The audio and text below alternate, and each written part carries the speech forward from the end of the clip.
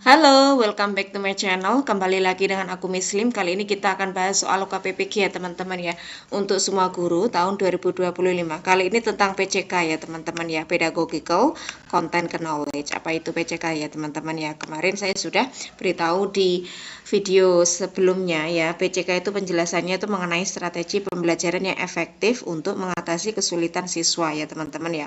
Fokus utama apa? Pada penggunaan metode yang memfasilitasi pemahaman konsep secara praktis dan visual. Seperti itu ya teman-teman ya. Yuk yang belum subscribe silahkan subscribe, pantengin terus soal dari aku.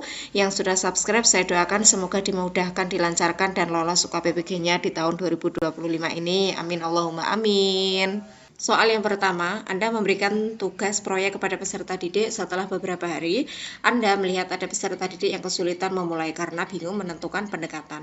Apa yang sebaiknya Anda lakukan? A. Memberikan petunjuk umum dan meminta peserta didik menyelesaikan sendiri. B. Memberikan contoh karya dari tahun sebelumnya. C. Menawarkan opsi pendekatan tugas yang disesuaikan dengan gaya belajar peserta didik. D. Mengurangi beban tugas untuk peserta didik yang tampak kesulitan.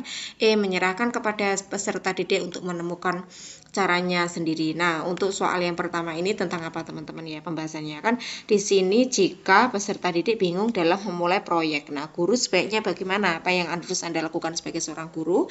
Kita lihat opsi yang A, memberikan petunjuk umum dan meminta peserta didik menyelesaikan sendiri. Nah, untuk opsi yang A ini kurang tepat ya teman-teman, karena kenapa? Terlalu umum seperti itu ya. Opsi yang A kurang tepat. Opsi yang B memberikan contoh karya dari tahun sebelumnya. Nah, untuk opsi yang B ini memberikan inspirasi ya teman-teman ya. Tetapi apa? Tidak selalu sesuai konteks saat ini seperti itu. Opsi yang B masih kurang tepat. Kita bandingkan opsi yang C, menawarkan opsi pendekatan tugas yang disesuaikan dengan gaya belajar peserta didik. Nah, untuk opsi yang C ini bagus sekali ya teman-teman ya. Karena kenapa? Menawarkan beberapa opsi pendekatan yang sesuai dengan gaya belajar mereka. Ya, ini kan membantu mereka menemukan titik awal dan tetap merasa berdaya dalam mengerjakan tugas seperti itu ya. Opsi yang C bagus sekali ya teman-teman ya. Opsi yang D mengurangi beban tugas untuk peserta didik yang tampak kesulitan. Nah, untuk opsi yang D ini lebih bagus opsi yang C ya teman-teman, karena kalau opsi yang D ini bisa dianggap mengurangi tantangan pembelajaran seperti itu ya. Opsi yang D kurang tepat.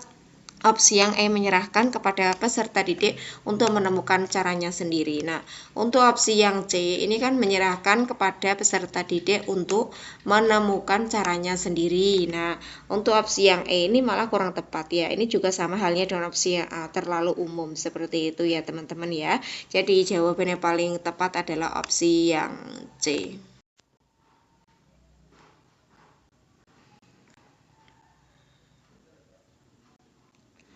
Soal kedua, saat mengajar kelas 4 SD, Anda menemukan bahwa beberapa peserta didik masih belum menguasai kemampuan dasar kelas 2.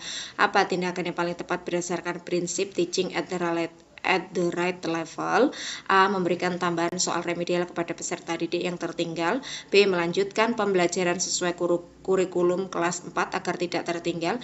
C. Memberikan soal latihan kepada seluruh peserta didik berdasarkan materi kelas 4. D. Mengelompokkan peserta didik sesuai tingkat penguasaan materi untuk pembelajaran yang sesuai. E. Menyarankan kepada orang tua untuk memberikan les tambahan. Nah, untuk soal kedua ini tentang dalam prinsip apa teman-teman? Teaching at the right level ya teman-teman ya. Nah, guru perlu menyesuaikan materi dengan kemampuan peserta didik. Nah, oleh karena itu tindakan terbaik adalah apa teman-teman? Kita lihat untuk opsi yang A, memberikan tambahan soal remedial kepada peserta didik yang tertinggal. Nah, untuk opsi yang A ini kurang tepat ya teman-teman ya, karena kenapa? Opsi A ini tidak mengatasi kesenjangan kemampuan seperti itu ya. Opsi yang A kurang tepat. Opsi yang B melanjutkan pembelajaran sesuai kurikulum kelas 4 agar tidak tertinggal. Nah, untuk opsi yang B ini opsi yang B di sini itu terlalu mengabaikan kondisi aktual peserta didik ya teman-teman ya, kurang tepat juga. Opsi yang C memberikan soal latihan kepada seluruh peserta didik berdasarkan materi kelas 4. Nah, padahal di sini kelas 4 itu masih belum menguasai kemampuan dasar kelas 2 ya teman-teman ya. Opsi yang C di sini juga sama halnya dengan opsi yang A, karena tidak mengatasi kesenjangan kemampuan seperti itu ya teman-teman ya. Kita lihat untuk opsi yang D, mengelompokkan peserta didik sesuai tingkat penguasaan materi untuk pembelajaran yang sesuai. Nah, Untuk opsi yang D ini bagus sekali ya teman-teman ya, karena kan di sini mengelompokkan peserta sesuai dengan apa? Sesuai dengan tingkat penguasaan materi. Nah, ini apa? Memungkinkan pembelajaran dilakukan secara bertahap sesuai titik awal siswa, seperti itu. Bagus ya teman-teman ya. Opsi yang D. Opsi yang C menyarankan kepada orang tua untuk memberikan les tambahan. Nah, untuk opsi yang E ini sama halnya dengan opsi yang B, terlalu mengabaikan kondisi aktual peserta didik, seperti itu ya teman-teman ya.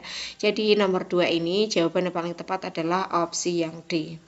Soal ketiga, Anda sedang menyusun asesmen formatif untuk materi yang baru saja diajarkan dalam pendekatan understanding by design. Apa prinsip yang harus Anda perhatikan dalam merancang asesmen ini? A. Asesmen harus bersifat tertulis dan mudah diperiksa.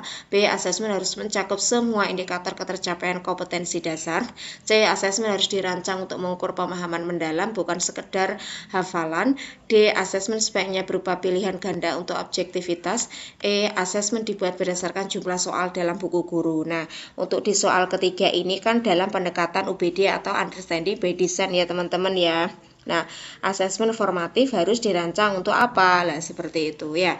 Opsi yang A, asesmen harus bersifat tertulis dan mudah diperiksa. Nah, untuk opsi yang A ini kurang tepat ya teman-teman, karena apa? Terlalu fokus pada format atau teknis, seperti itu. Opsi yang A masih kurang tepat. Opsi yang B, asesmen harus mencakup semua indikator ketercapaian kompetensi dasar. Nah, untuk opsi yang B ini sama halnya dengan opsi yang A ya teman-teman ya, terlalu fokus juga pada format atau teknis, seperti itu. Opsi yang C, asesmen harus dirancang untuk mengukur pemahaman mendalam, bukan sekedar hafalan. Nah, untuk opsi yang C ini lebih bagus ya teman-teman ya daripada opsi B dan A, karena opsi yang C di sini kan mengukur pemahaman mendalam, bukan sekedar hafalan. Hal ini memastikan apa? Bahwa peserta didik benar-benar memahami konsep inti dari materi, seperti itu ya. Opsi yang D, asesmen sebaiknya berupa pilihan ganda untuk objektivitas. Nah, untuk opsi yang D ini juga sama halnya dengan opsi A dan B ya. Terlalu fokus pada format atau teknis juga, seperti itu ya teman-teman ya. Jadi kurang tepat opsi yang D. Opsi yang E, asesmen dibuat berdasarkan jumlah soal dalam buku guru. Nah, untuk opsi yang E, ini hanya menyesuaikan dengan buku tanpa mempertimbangkan konteks, seperti itu ya teman-teman ya, masih kurang tepat ya. Jadi di soal ketiga ini jawaban yang paling tepat adalah opsi yang C. Oke teman-teman, sampai di sini dulu pembahasan soal kali ini. Thank you for watching.